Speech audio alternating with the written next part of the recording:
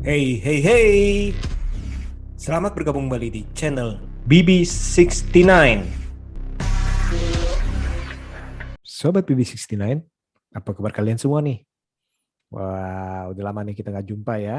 Nah, sekarang nih kita sudah kedatangan seorang teman kongko BB69 yang sudah lama juga saya nggak jumpa nih. Ada Bre Alfian. Apa kabar Bre? Halo, halo semuanya. Apa kabar? Baik, alhamdulillah baik. Sehat terus, ngonten terus. Nih, Semangat, semangat, semangat terus pokoknya. harus semangat ya. Terakhir kita ketemu di KKN kalau nggak salah ya. Bener. KKN Dr. Strange ya, kalau nggak salah ya. Benar kan? KKN aku nari-nari. Ya, aku nari-nari. Nah, udah ada bakatnya. Kalau yang sebelumnya itu robek-robek baju, kemudian nari-nari, kita nggak tahu apakah hari ini kita membahas horor lagi nih. Kita nggak tahu apa yang akan terjadi ya. Apakah dia akan menunjukkan sesuatu? Nah, tetap Oh, nonton. Gimana sampai bridging-nya? akhir ya. Tetap Tonton sampai nonton akhir sampai dong. akhir karena kalian tidak tahu kapan Bre akan memberikan show-nya Iya. yang terkemuka tersebut. Oke, Kayak oke, apa oke. aja nih. Loh, Bre, jangan tegang, Bre. Sesuai dengan latihan aja, Bre. Sesuai dengan Oh latihan ya, tadi kita. Oke. siap. Siap, siap, siap. Hari ini kita akan membahas sebuah film baru nih. Karya dari Eskil Vogt ya, namanya dari Eskil Vogt. Nah, ini film Mm-mm. berasal dari Norwegia. Judulnya adalah The Mm-mm. Innocents. Ikke vær sånn. Slutt, mamma.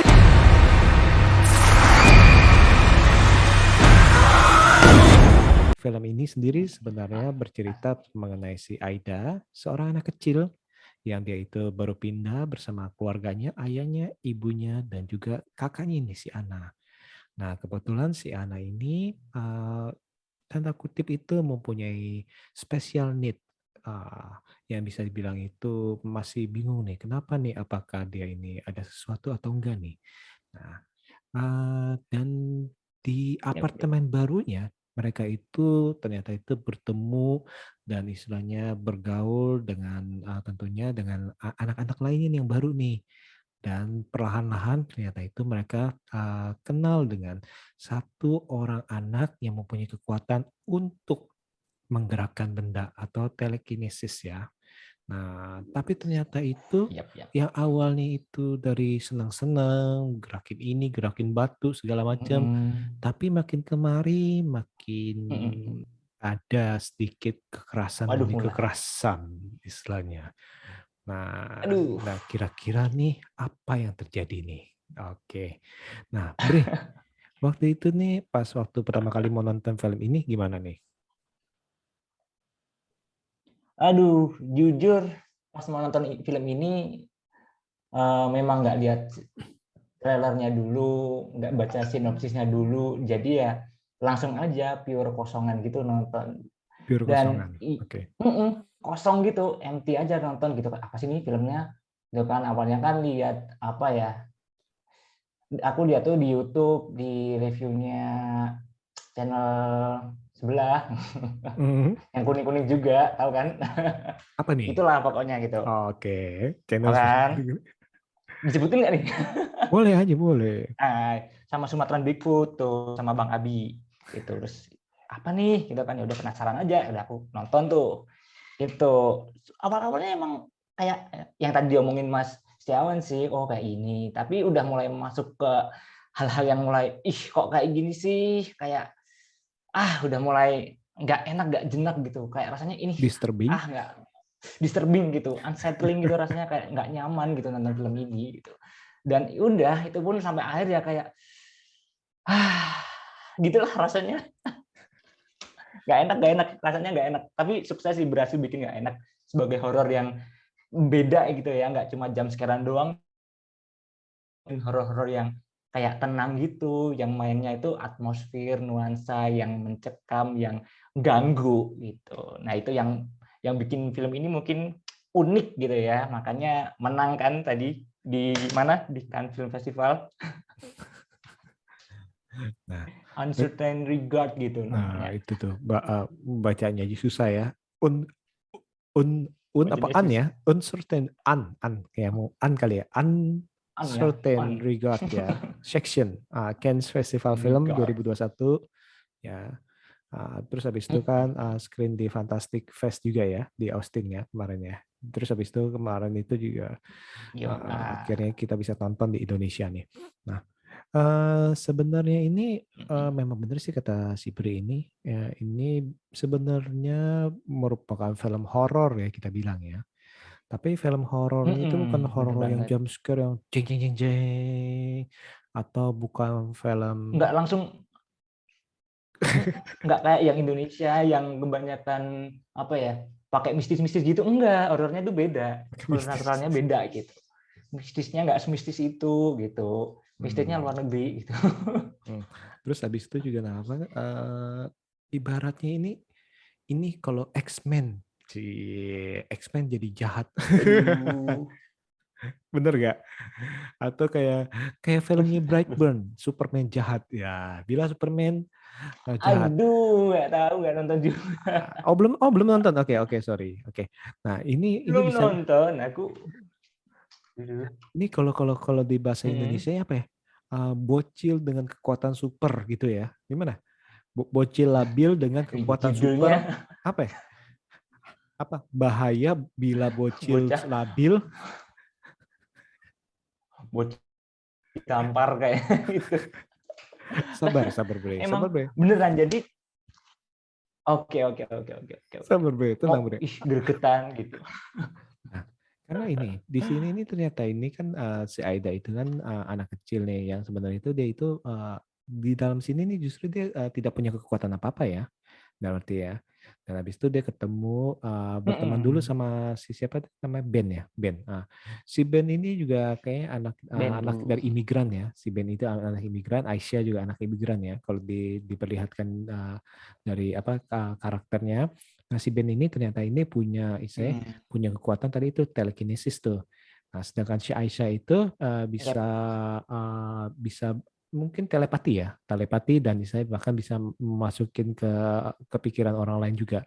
Nah, si Ben ini merupakan seorang anak yang dari keluarga single parent sama kayak Aisyah, tapi si Ben ini bedanya si Ben ini tidak mendapatkan kasih sayang dari sang ibu nih, bahkan sering dikasarin ya akhirnya itu dan si Ben ini juga merupakan anak yang sering dibully di tempat main. Karena saya tadi itu saya bilang itu dia ini kayaknya digambarkan sebagai imigran, jadi orang-orang yang tinggal di apartemen situ tentunya itu sering membuli dia nih.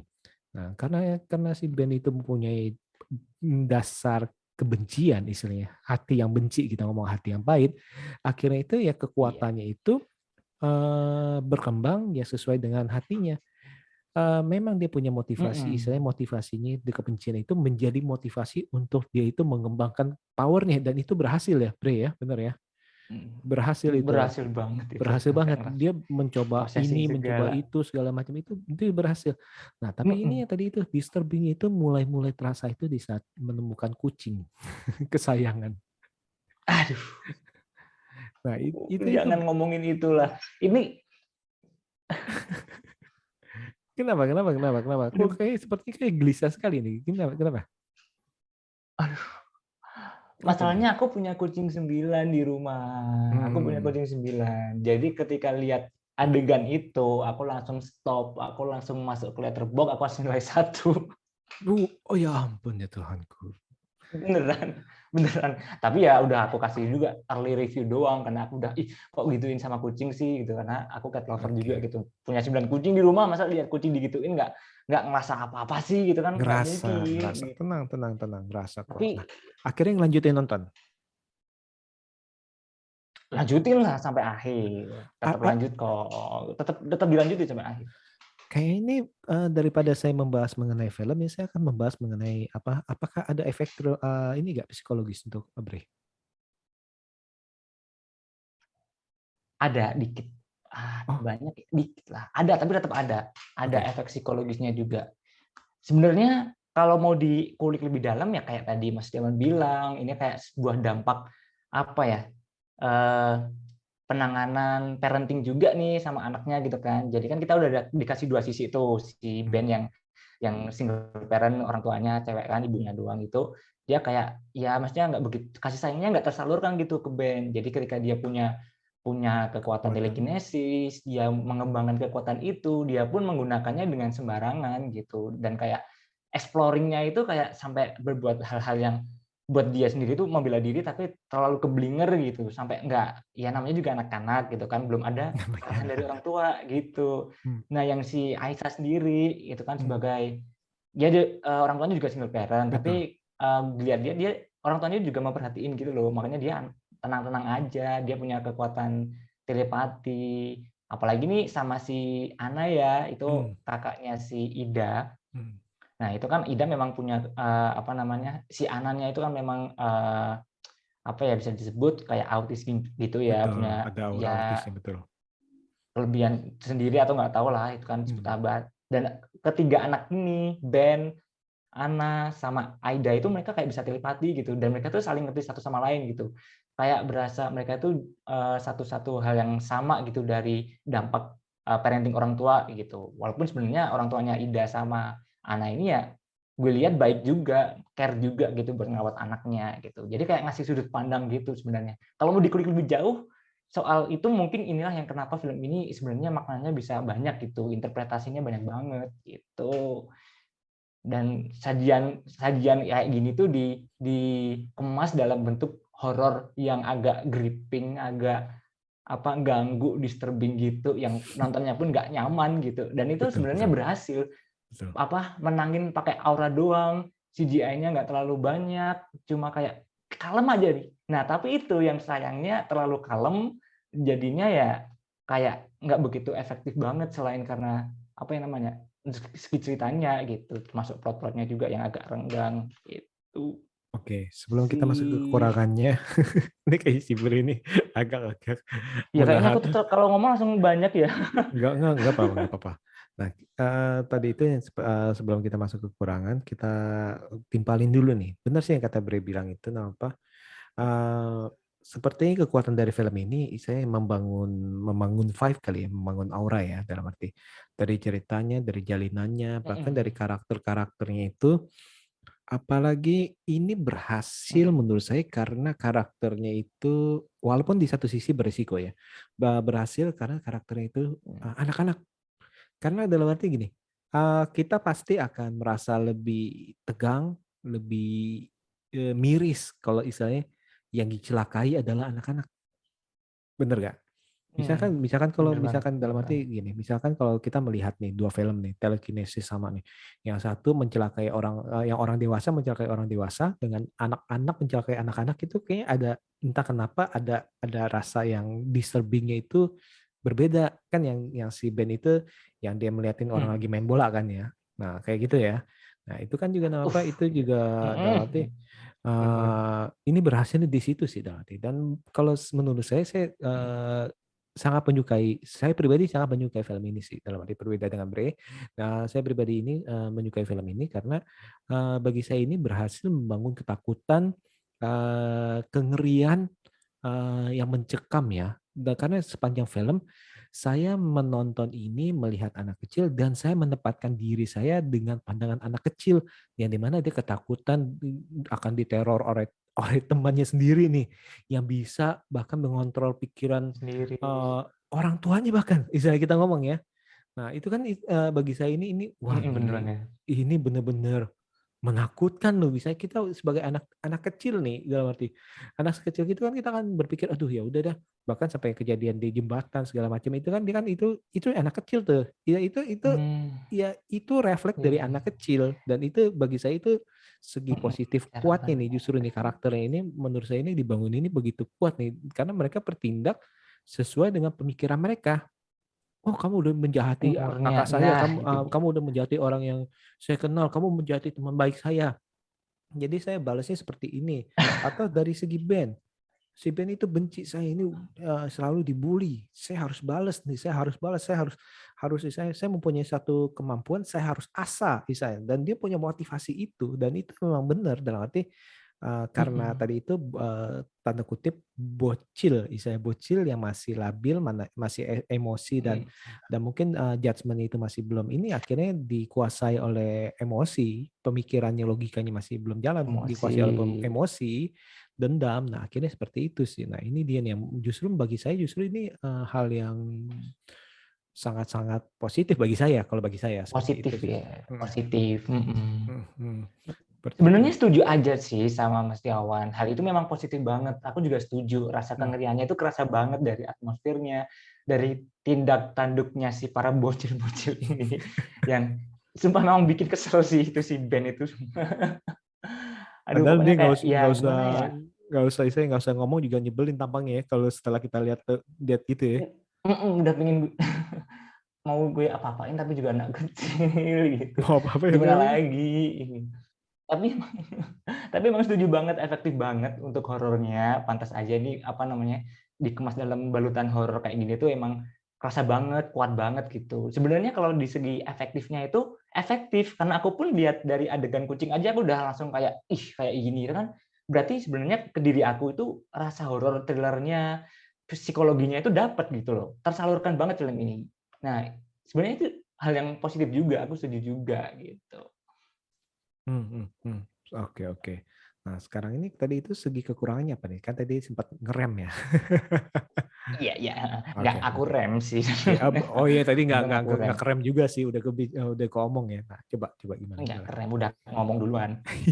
Nah, kalau positifnya tadi udah dari atmosfernya, horornya dapet, horor yang beda, gitu kan. Kekurangannya mungkin bagi aku personal ya, itu karena ya bocil-bocil itu juga. Karena aku nggak bisa menempatkan diriku nonton ini sebagai bocil. Itu jadinya ketika mereka bertindak kayak gitu kayak kok gitu sih gitu. Padahal ya setelah tadi Mas Jabar bilang ya itu memang kelakuan para bocil ya kayak gitu dari ya mereka mau seberat apa sih, sebanyak pikiran apa sih, ya udah mereka langsung ngelakuin apa yang kayak mereka pengen langsung gini gitu. Nah itu aku yang nggak bisa nempatin, jadi mungkin itu jadi kayak sebenarnya bisa jadi salahku juga sih. Tapi mungkin yang kerasa itu bagiku itu plotnya yang kayak ditulisnya itu kayak banyak yang koinsidennya tuh terlalu koinsiden gitu loh, kayak banyak yang contoh aja lah satu momen misalkan yang paling gue agak sebel tuh ketika si Ana udah turun tuh, jadi ini udah babak akhir ya. Tahu kan Ana yang udah turun ke bawah tuh, turun tangga, ibunya itu ninggal pergi, udah bawa pisau itu loh, maunya dikira mau diapa-apain, ternyata pergi ke pasar gitu. Nah itu si Ida kan pakai gitu, kakinya habis ketabrak. Itu mau turun, itu kenapa liftnya saat itu harus dikasih momen liftnya mati itu loh. Itu kayak hal-hal yang kayak mau dikasih ada momen yang menegangkan gitu tapi jatuhnya kayak murah gitu menurutku loh, kayak klise gitu, kayak alah haruskah di momen kayak gini harus mati elevatornya, terus habis itu dia kayak sembuh aja gitu, tiba-tiba dia kayak dapat power dari mana gitu, dia ngelepasin gipnya gitu di tangga, cepas itu pun juga tongkatnya jatuh, dia jadi kayak ngerasa kok jadi gini sih, plotnya terlalu dibikin segampang itu, mungkin menurutku kan dibikin gampang itu salah satu yang sebel. Ada juga yang agak sebel sama plotnya yang kayak gampangan itu, mungkin itu Ben kan bisa possessing ke orang lain kan. Dia pas itu spoiler alert, dia pas itu mau bunuh si ibunya Aisyah kan, dia bisa possessing ke Aisyah, dia possessing ke ibunya Aisyah. Nah ketika bis pemakamannya Aisyah kan si Ida sama Ana pulang tuh ke apartemennya sama bapaknya. Nah kenapa Ben possessingnya nggak langsung possessing bapaknya tapi possessing orang lain, padahal dia pas mau bunuh Aisyah bisa possessing ibunya. Nah itu kayak saat itu aku mikir kayak, lah ngapain nggak possessing ke bapaknya langsung gitu, malah lebih dapat kan, dia aja mau bunuh Aisyah bisa possessing ibunya gitu. Jadi kayak aku nonton tuh sambil mikir ini gimana sih plotnya kak, terlalu gini banget sih saat itu. Jadinya ketika nonton jadi nggak bisa menikmati banget karena kepikiran sama plot-plotnya yang kayak ganjil gitu bagi aku gitu. Itu ya makanya jadi kurang gitu. Padahal tadi kalau kita bahas efektifnya, efektif banget, aku setuju banget. Positifnya tuh kerasa banget, horornya mantep sih, merinding. Cuma sayang doang di plotnya yang rasanya agak renggang. Itu kekurangannya dari aku kayak gitu. Lebih renggang mana? Plotnya atau dengan kekasihmu? Hubungan kamu dengan kekasihmu? Aduh, belum punya kekasih. Iya, masih bercanda. fokus aja belajar. Masih fokus membangun karir. Beneran kok, cariin dong. Ya ampun. Oke, Sobat Tapi jangan yang kayak Bisiksinan. band. Sobat Bisiksinan, sekarang kita akan masuk ke segmen jomblo, apa namanya? Jomblo apa? Take me out. Take me out. Dia belum Oke, mencari cinta. jomblo mencari cinta. Dia belum mencari cinta. Dengan kandidat pertama dan satu-satunya adalah Bre Alfian. Bagi mereka yang tertarik, silakan hubungin ke IG-nya. Loh, apalagi nggak bercanda-bercanda. Oke, Bre. Saya setuju dengan Bre Itu ini. bisa. Kekurangan daripada film ini adalah mengenai plotnya, dan saya mungkin dibilang plot hole, bilang bisa, dibilang tidak rapi bisa, dibilang terlalu cepat juga bisa ya. Karena dalam arti kayak gimana sih kok bisa berkembang dengan cepat sih? Gimana dia bisa tahu bisa masuk possessing? Dalam arti awalnya telekinesis doang, terus tiba-tiba kok bisa possessing. Nah ini gimana dia tahu nih dia bisa possessing? Apakah coba-coba apa enggak? Apakah bisa langsung apa enggak? Efek after efeknya bisa after dia possessing kok bisa balik lagi? Maksudnya kan kayak gitu ya, maksudnya kayak gitu kan Iya, iya. kemungkinan kan jadi pertimbangan kan ya, bener kan ya? Dalam arti ini kok cepat kayak gini, cepat kayak gini sih. Nah, Nggak ganggu gitu. agak ganggu dalam arti, dan itu benar. Misalkan kalau Personal. kenapa nih kok milih, nah itu salah satunya gini. Apakah ada jarak maksimal untuk possessing? Atau apakah Nah, dia harus itu. melihat dulu? Mungkin aja, ini sih kalau dalam pikiran saya, mungkin aja karena si Ben itu belum pernah lihat bapaknya belum pernah lihat bapaknya si Aida. Masa. Nah, Emang udah nonton ibunya Aisyah juga udah nonton, belum kan? mungkin aja sudah. Kan Iya. Aisyah kan orang Hah? lama. Aisyah kan orang Oh lama iya, di iya, iya, apartemen tahu situ. tahu. Dan sesama, maaf kata, mungkin kan sesama Oke, imigran bisa sih. mungkin. Ah, Mm-mm. sebenarnya gini, segala sesuatu bisa-bisa aja, bisa-bisa enggak. Jadi, tapi itu memang pola dalam arti Ya memang itu, itu jadi istilahnya ganjelan. Benar, itu menjadi ganjelan. jalan ya. Ganjelan. Mm-mm. Kenapa?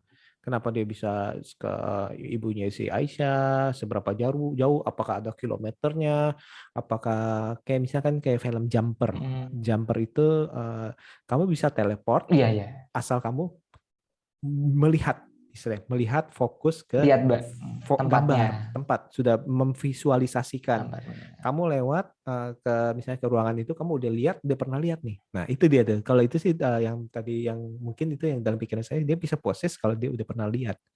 Kalau enggak kan bisa Mm. proses ke siapa aja dong. Kan dia kan bingung proses ke siapa. Mm. Nah, maksudnya mungkin itu temennya tadi itu tidak digambarkan kok bisa tiba-tiba bisa proses, Mm. nggak dikasih tahu dia nyobanya gimana istilahnya kan, terus afternya gimana. Itu sih emang menjadi menurut saya itu menjadi salah satu kelemahan yang cukup besar sih menurut saya sih.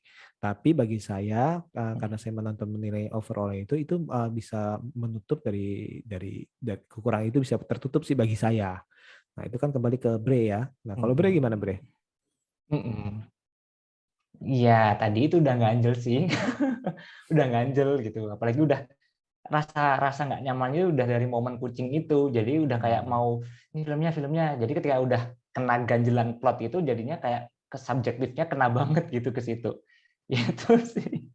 Tapi gue setuju sama efektivitasnya itu memang kerasa banget gitu. Jadi sebenarnya kalau misalkan aku bisa lebih stabil nontonnya, bisa kayak udahlah kita terima apa yang terjadi gitu, efektif di film ini gitu.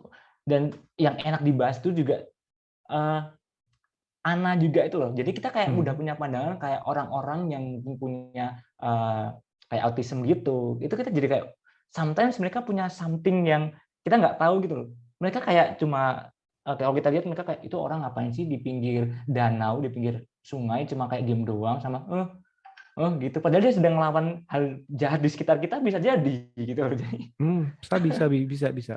Bisa benar. kan, jadi kita nggak tahu gitu karena kita nggak ngalaminnya ya, kita yang alhamdulillahnya normally gitu, dikasih yang normal gitu. Itu kayak kita ngasih sudut pandang baru gitu. Kita juga nggak boleh seenak jidat melihat mereka yang sedang mengalami kekurangan atau kelebihan itu dengan sebelah mata gitu. Dan kita juga harus tetap tetap sabar gitu, tetap ngayomi mereka gitu. Mereka juga butuh kayak orang-orang yang mau bersama mereka. Kayak si Ana ini kan dia datang, dia nggak bisa apa, cuma kayak nggak ada perkembangan gitu kan. Dia ketemu sama Aisyah yang mengenal dia, yang mengerti dia gitu kan, dari telepati lah di sini metaforanya gitu kan, apa fantasinya gitu, science fiction-nya. Tapi dari Aisyah aja yang mengerti dia ada perkembangan tuh, dia mulai kayak bisa mulai bicara, istilahnya banyak juga sih yang bisa ditarik dari sini untuk nilai-nilai kehidupan itu juga bagus gitu di Innocent gitu. Itu ternyata itu mereka itu dalam dunia nyata nih, dalam dunia nyata memang mereka pasti ada mempunyai kelebihan tertentu nih. For example ada mereka yang mempunyai autis tapi ternyata itu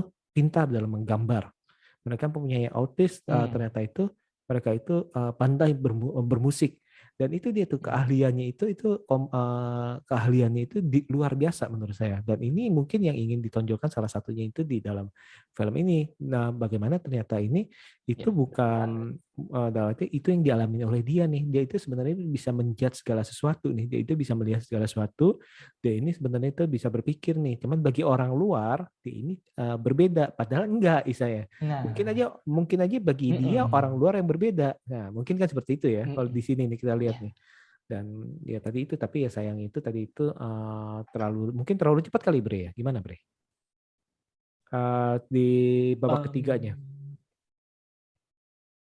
Babak tiganya terlalu cepat sih pengakhirannya. Kayak dia udah langsung tempel aja gitu. Makanya kayak pas adegan si Gipnya itu udah sembuh, langsung sembuh terus sudah turun gitu, kayak kok secepat ini gitu loh. Tapi mungkin aja kalau misalkan filmnya terlalu panjang, jadi 2 jaman gitu, mungkin juga pacingnya juga sedikit agak lambat ya, mungkin untuk setup-nya dulu di awal, atmosfernya dikenain dulu gitu. Jadi pas payoff-nya di akhir itu beberapa orang mungkin bakal merasa dapat payoff-nya, tapi beberapa orang juga bakal merasa kayak payoff-nya kurang gitu. Tapi memang agak kecepatan sih ya di babak tiganya. Mungkin dia udah senang bermain apa? Sudah senang bermain itu istilahnya tadi itu bermain tegang-tegangan kali ya. Tapi tegangnya itu tenang banget gitu. Iya betul bisa. Nah, oke. Nah, tapi kalau secara overall gimana nih? Kalau Bre bilang film ini? Ini ya. Overall sebenarnya film ini tuh tetap bagus, dan mungkin kata-kata yang lebih tepat adalah unik. Tapi kalian harus siap-siap aja kalau menonton ini ya, perasaan gak nyaman itu bakal muncul, perasaan keganggu, disturbing, apalagi mungkin yang mungkin kayak susah berhadapan dengan bocil-bocil kayak aku ini, susah berhadapan bocil ya, mikirnya jadi kayak nggak bisa se-fair itu dong sama bocil, bocil kok kayak gini sih gitu. Jadi nggak bisa se-fair itu gimana? Nggak bisa se-fair itu, maksudnya kayak ya ngejudge aja nih, bocil kayak gini tingkahnya gitu, ngejudge gitu loh jadinya, kayak apa pilihan yang mereka lakukan kayak mbok jangan gitu nggak bisa se-fair itu. Kalau yang kalian ngerasa agak susah engage dengan film-film yang berbau bocil, mungkin ini jadi kayak sebuah tantangan tersendiri buat nonton. Bisa buat emosi, bocilnya nih pengen bergambar nih. sebelum Bre gampar juga udah dirasuki kali Bre. Nanti kayak apa? Udah dirasukin sama Ben aku. Sama Ben. Nanti kayak apa? Kayak Dr. Strange nanti pukulin dia. Bubuk sendiri pakai magicnya.